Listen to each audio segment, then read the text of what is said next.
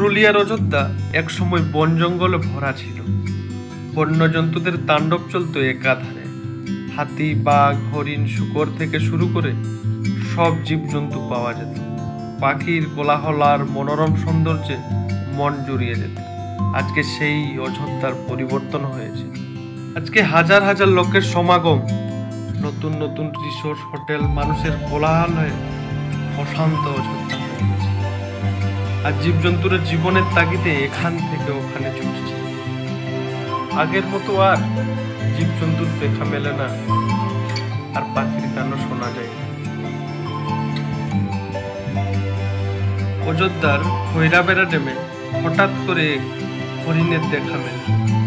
জলের মধ্যে তলিয়ে আসে এই হরিণ, আহত অবস্থায় ছটফট করতে।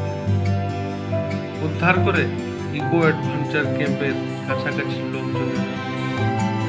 পরবর্তীকালে জল, খাবার দিয়ে সুস্থ করে তোলা হয় হরিণ।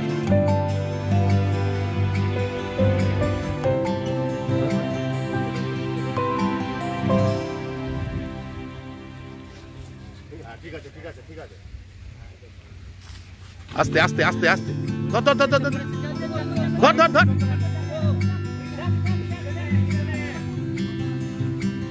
এতে নিয়ে যা, খাঁচায় নিয়ে যা, খাঁচায় নিয়ে যা, আস্তে খাঁচায় নিয়ে যা। জল দে, জল দে, একটু তাড়াতাড়ি জল দে।